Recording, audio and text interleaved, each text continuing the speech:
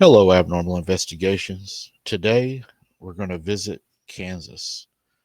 Seems Kansas has a pretty known creature up there that's had some encounters, and I wanted to kind of do some investigations.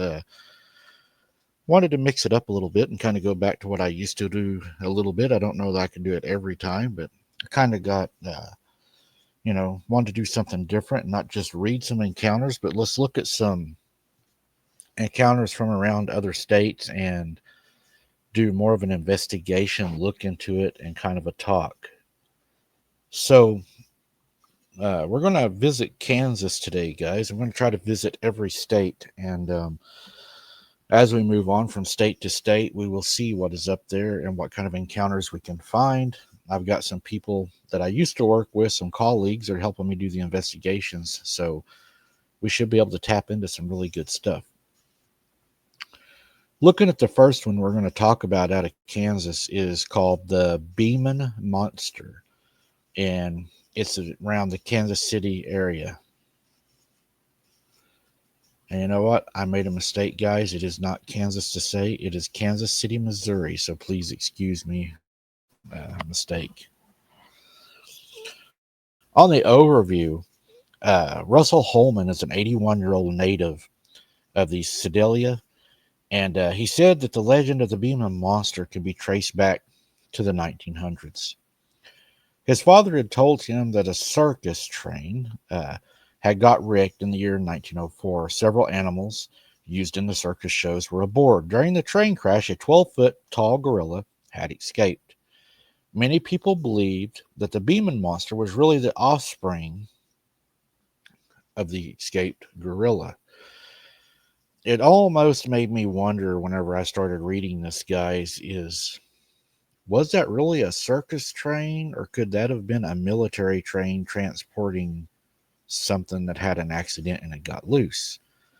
And I think you'll see why I'm speculating to that as the story continues. Holman relates that one of his uncles residing on Glen Road had told him about the hunt that happened in his cornfield during the late 1950s. It had to be a cornfield, didn't it? By people carrying all sorts of shotguns to catch the Beaman Monster. It seems like they revive that story about every 50 years. Holman said, Dad said when the boys would go out of hand, they'd call out to the Beaman Monster if you didn't behave. I never did see anything. The Beaman Monster to me was used like a boogeyman to scare children into believing that there was something out there, or to at least scare the kids. Around my area, we know that there is actual encounters and reports and things of that nature. And a lot of that was told to the children. And a lot of people thought that the reason it was done was to try to control the kids. But it seems to me the more I look into these, a lot of these encounters and a lot of the things that happened are blamed on, folk stories and were used to control the kids. It led me to believe this. A lot of people that lived in the country, and I'm going to say most people that live in the country, would have had their encounters in the country.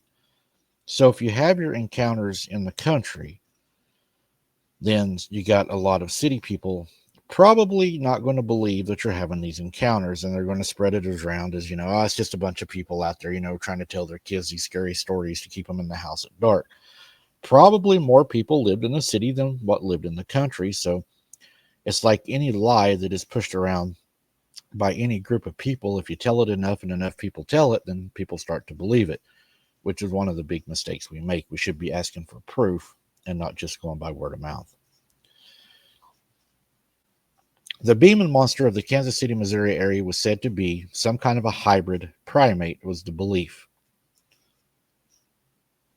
So, again, you got the hybrid belief of, people thinking that this thing is some kind of a creature that is a hybrid. Now, a 29-year-old Sedalia native, Damon Smith, claimed to have seen the creature and described it. It is something like a coyote or a wolf, he said. Smith saw this monster when he was around 10 years old. He was then riding in his uncle's pickup truck when a wolf-shaped creature emerged from the woods and started running at the side of the vehicle. I've seen what my uncles told me was the Beaman legend, said Damon. I haven't heard anybody speak of it since. I was little. It was quite animalistic, Smith said. It was hard to explain unless you've seen it. Other strange happenings occurred in the area and around the farm of the uncle's place. Smith remembered when a pig was found mauled to death without any signs of another animal, such as tracks. Another time, a dark figure moved around the woods during a thunderstorm. He said he remembered everybody being upset and being on guard. It's like one of those things. It could be something or it could be your imagination. It's not like Santa Claus or the Easter Bunny. I know something exists and that it's unexplainable. Me and my family have seen it. A lot of families, I believe, that lived in the country back then, and mine being one of them, we were told the things that were happening was not to talk about it because people would think that we were crazy. So we didn't. But as I grew older and I started speaking to the elders around town, I found out that we was not the only family that was having these oddities, these encounters, these, if you will, peeping toms. And what was quite interesting to me as I spoke to these people, it was almost exactly the same thing that we were experiencing, but they were also told the same thing.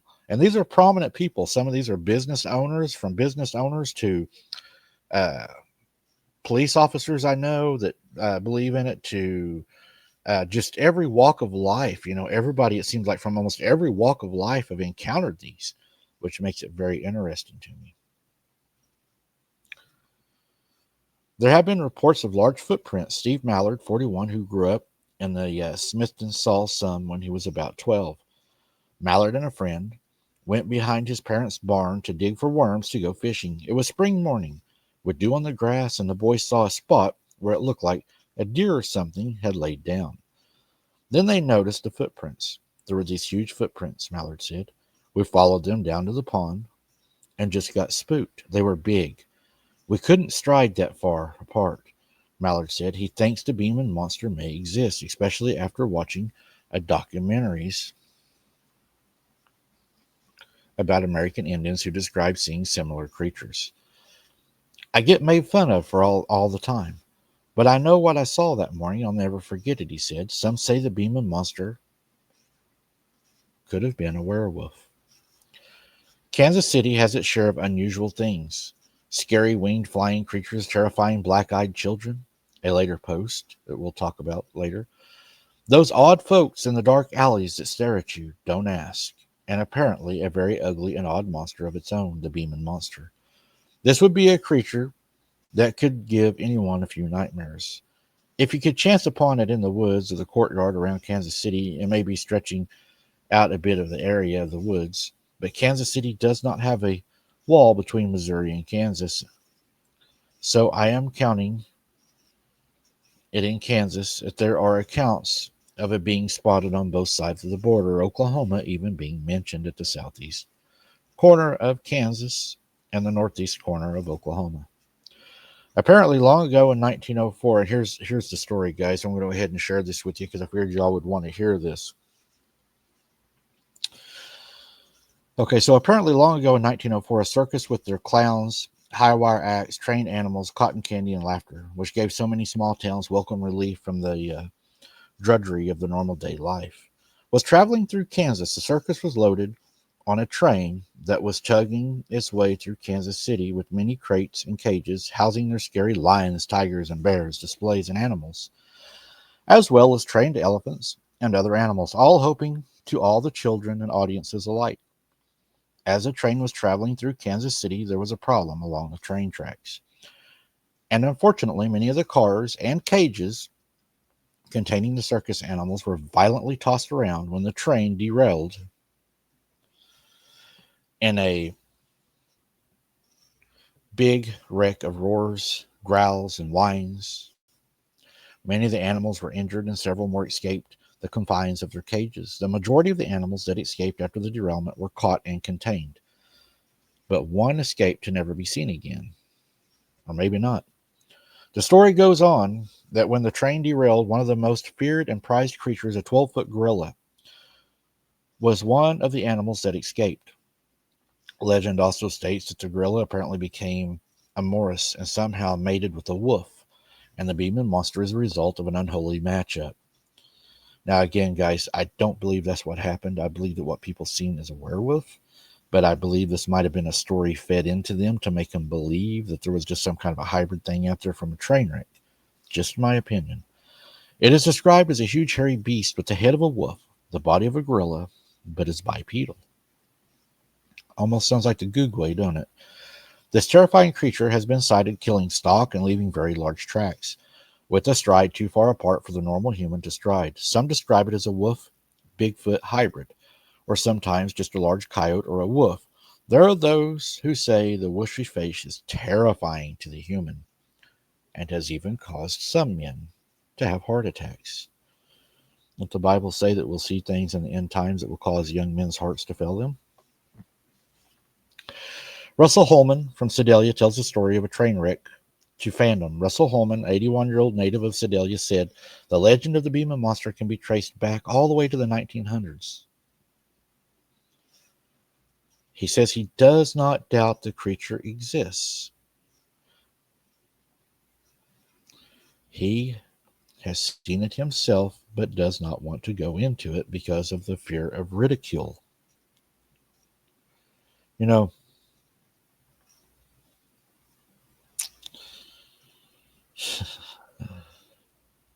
it just reminds me so much of what I went through, and it was the don't talk about it, don't say anything about it, because if you do, you're going to be made fun of. So we didn't. How many more people went through the same thing that I went through, my family went through, you know? Because we were told not to talk about it, and the more people I spoke to, they went through the same thing also. But guys, there's too many encounters on this one, too many eyewitnesses on this one to say that there's not something out there. I know what I've seen, and I'm sure these people know what they have seen. The thing is, I'm not buying the gorilla mated with a wolf.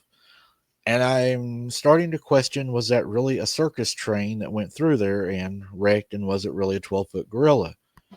Or was there something else on that train? Even if it was a circus train, was it a gorilla, or did they have something that they caught they weren't supposed to have that got loose? What do you all think? Let me know in the comments what your thoughts are on this one.